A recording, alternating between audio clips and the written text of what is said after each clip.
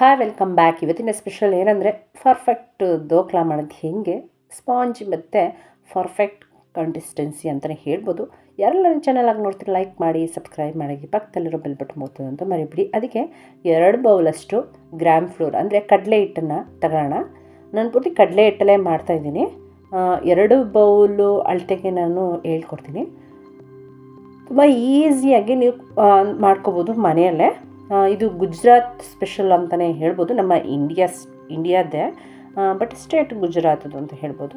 ಅದಕ್ಕೆ 1 ಸ್ಪೂನಷ್ಟು ಸಕ್ಕರೆ, ಒಂದು ಅರ್ಧ ಸ್ಪೂನಷ್ಟು ಉಪ್ಪು ಹಾಕ್ಬಿಟ್ಟು, ಇದು ಸ್ವಲ್ಪ ಗಂಟಂಗಿರುತ್ತಲ್ಲ ಅದನ್ನು ಸ್ವಲ್ಪ ಚೆನ್ನಾಗಿ ಈ ಮಿಕ್ಸರಲ್ಲಿ ಚೆನ್ನಾಗಿ ಬೀಟ್ ಮಾಡ್ಕೊಂಬಿಡೋಣ. ನಂತರ ಒಂದು ಅರ್ಧ ಸ್ಪೂನಷ್ಟು, 1/4 ಸ್ಪೂನಷ್ಟು ಅರಿಶಿಣ ಪುಡಿನ ಹಾಕಿ ಮತ್ತು ಚೆನ್ನಾಗಿ ಮಿಕ್ಸ್ ಮಾಡಿ, ಅದಕ್ಕೆ ನೀರು ಎಷ್ಟು ಬೇಕು ನೀವು ಬೋಂಡ ವಡೆ ಹಿಟ್ಟು ಕಲಿಸ್ಕೊತೀರಲ್ವ ಅದಕ್ಕೆ ಬೋಂಡ ಅದಕ್ಕೆ ನೀರನ್ನು ಹಾಕಿ ಕಲಿಸ್ಕೊಂಬಿಡೋಣ. ನಂತರ ಇದಕ್ಕೆ ಈನೋ ಹಾಕ್ತಾಯಿದ್ದೀನಿ, ಯಾವ ಸೋಡಾನು ಬಳಸ್ತಾ ಇಲ್ಲ, ಏನೂ ಇಲ್ಲ. ಈನೋ ಹಾಕಿದ್ರೆ ನಿಮಗೆ ಕರೆಕ್ಟಾಗಿ ಸ್ಪಾಂಜಿಯಾಗಿ ಬರುತ್ತೆ. ನಂತರ ಚೆನ್ನಾಗಿ ಮಿಕ್ಸ್ ಮಾಡಿ ಒಂದು 5-10 ನಿಮಿಷ ಹಾಗೆ ಇಡಿ. ನಂತರ ಈ ಥರ ಸ್ಕ್ವೇರ್ ಟಿನ್ ಇದ್ದರೆ ಹಾಕಿ, ಬೇಕಿಂಗ್ ಟಿನ್ನು, ಇಲ್ಲಾಂದರೆ ರೌಂಡ್ದಕ್ಕೂ ಹಾಕೋಬೋದು. ಬ್ಯಾಟರನ್ನೆಲ್ಲ ಒಂದು ಟಿನ್ಗೆ ಟ್ರಾನ್ಸ್ಫರ್ ಮಾಡಿ ಇದನ್ನು ಸ್ಟೀಮಲ್ಲಿ ಬೇಯಿಸೋಕ್ಕಿಡೋಣ. ಈಗ ಏರ್ ಬಬಲ್ಸ್ ಎಲ್ಲ ಒಂದು ಟೂತ್ ಪಿಕ್ಕಲ್ಲಿ ಈ ಥರ ಏರ್ ಬಬಲ್ಸ್ ಎಲ್ಲ ತೆಗೆದುಬಿಡಿ. ನಂತರ ಇದನ್ನು ನಾನು ಸ್ಟವ್ ಮೇಲೆ ಸ್ಟೀಮ್ ಮಾಡೋದು ಹೇಗೆ ಅಂತ ಹೇಳ್ಕೊಡ್ತೀನಿ. ನಾನು ಒಂದು ಪಾತ್ರೆಗೆ ನೀರು ಹಾಕಿಟ್ಟಿದ್ದೀನಿ. ಒಂದು 5 ನಿಮಿಷ ಫ್ರೀ ಹೀಟ್ ಮಾಡಿದ್ಮೇಲೆ ನಂತರ ಇದನ್ನು ಬೇಕಿಂಗ್ ಟಿನ್ನನ್ನು ಇಡಿ. ನಂತರ ಲೀಡನ್ನು ಕ್ಲೋಸ್ ಮಾಡಿ 15-20 ನಿಮಿಷ ಬೇಕ್ ಮಾಡಿದ್ರೆ ಸಾಕು. ಈಗ ನೋಡಿ ಬೇಕಾಗಿದೆ. ಒಂದು ಟೂತ್ ಪಿಕ್ಕಲ್ಲಿ ಈ ಥರ ನೋಡಿದ್ರೆ ಅಂಟಿಲ್ಲ ಅಂದರೆ ಇದು ಬೆಂದಿದೆ ಅಂತ ಅರ್ಥ. ಎಲ್ಲ ಕಡೆಯೂ ನೋಡಿದೆ ಬೆಂದಿದೆ. ಈಗ ಸ್ಟವನ್ನು ಆಫ್ ಮಾಡಿ ಇದನ್ನು ಒಂದು 10 ನಿಮಿಷ ಆರೋದಕ್ಕೆ ಬಿಡೋಣ. ತಕ್ಷಣ ತೆಗಿಯೋದಕ್ಕೆ ಹೋಗಬೇಡಿ. ಒಂದು 10 ನಿಮಿಷ ತೆಗೆದ್ಮೇಲೆ ಅದಕ್ಕೆ ಒಗ್ಗರಣೆಗೆ ಏನು ಮಾಡಬೇಕು ಅಂತ ಹೇಳ್ಕೊಡ್ತೀನಿ ಬನ್ನಿ. ಒಗ್ಗರಣೆಗೆ ಒಂದು ಸ್ಟವ್ ಮೇಲೆ ಒಂದು ಬಾಣಲಿಯನ್ನು ಅಥವಾ ಒಂದು ಪಾತ್ರೆನ ಇಡಿ. ಸ್ಟವ್ ಹಚ್ಚಿ ನಂತರ ಅದಕ್ಕೆ ಸ್ವಲ್ಪ ಎಣ್ಣೆನ ಹಾಕಿ, 1 ಸ್ಪೂನಷ್ಟು ಎಣ್ಣೆ ಹಾಕಿದ್ರೆ ಸಾಕು. ಎಣ್ಣೆ ಕಾದ್ಮೇಲೆ ಸಾಸಿವೆ, ಜೀರಿಗೆ, ಹಸಿಮೆಣಸಿನ್ಕಾಯಿ, ಆ್ಯಸ್ ಯೂಶ್ವಲ್ ನಿಮಗೆ ಗೊತ್ತಿರುತ್ತೆ ಒಗ್ಗರಣೆಗೆ ಏನೇನು ಬೇಕು ಅಂತ. ಆಮೇಲೆ ನಾವು ದೋಕ್ಲಕ್ಕೆ ಖಾರ ಏನೂ ಹಾಕಿರಲ್ಲ, ಇದರಿಂದನೇ ಖಾರ ಹಾಕಬೇಕಾಗುತ್ತೆ. ಸಾಸಿವೆ ಒಂದು ಅರ್ಧ ಸ್ಪೂನು, ಜೀರಿಗೆ ಒಂದು ಅರ್ಧ ಸ್ಪೂನು. ನಂತರ ಒಂದು ಖಾರಕ್ಕೆ 3 ಮೆಣಸಿನ್ಕಾಯಿ ಹಾಕಿದ್ದೀನಿ. ನಿಮ್ಮ ಖಾರ ಜಾಸ್ತಿ ಬೇಕು ಅಂದರೆ ಒಂದು 4 ಮೆಣಸಿನ್ಕಾಯಿ ಹಾಕೋಬೋದು. ಸ್ವಲ್ಪ ಕರಿಬೇವು ಸೊಪ್ಪನ್ನು ಹಾಕಿದ್ದೀನಿ. ನಂತರ ಹಸಿಮೆಣಸಿನ್ಕಾಯಿ ಚೆನ್ನಾಗಿ ಹುರಿರಿ ಖಾರ ಬಿಡೋ ತನಕ.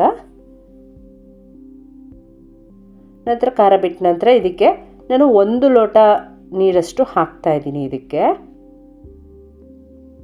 ಏನಕ್ಕೆ ಅಂತ ಈಗ ಪೂರ್ತಿ ವೀಡಿಯೋ ನೋಡಿ ಗೊತ್ತಾಗುತ್ತೆ ಏನಕ್ಕೆ ಈ ಥರ ಮಾಡ್ತಾಯಿದ್ದೀನಿ ಅಂತ. 1 ಲೋಟ ನೀರಷ್ಟನ್ನು ಹಾಕ್ತಾಯಿದ್ದೀನಿ.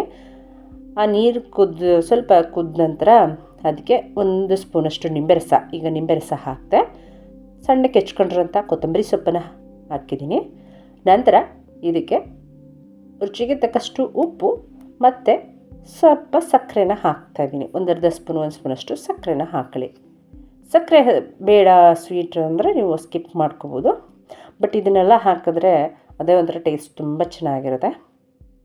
ನೀವು ಕಡಲೆ ಹಿಟ್ಟಲ್ಲಿ ಬೋಂಡ ಬಜ್ಜಿ ಮಾಡ್ಕೊಂಡು ತಿಂದಿರ್ತೀರ. ಈ ಥರ ಹೆಲ್ತಿ ಸ್ನ್ಯಾಕ್ಸ್ ನೀವು ಬ್ರೇಕ್ಫಾಸ್ಟ್ಗೂ ಕೂಡ ಇದನ್ನು ಮಾಡ್ಕೋಬೋದು, ಸ್ನ್ಯಾಕ್ಸ್ ಕೂಡ ಮಾಡ್ಕೋಬೋದು.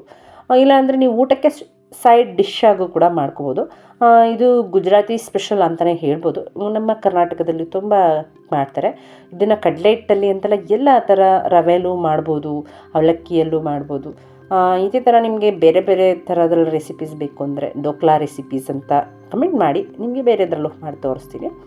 ನಂತರ ಒಂದು ತಟ್ಟೆಗೆ ಡಿಮೋಲ್ಡ್ ಮಾಡಿ, ನಂತರ ಎಷ್ಟು ಸ್ಪಾಂಜಿ ಆಗಿದೆ ಅಂತ, ಸ್ಮೂತಾಗಿದೆ ನೋಡಿ.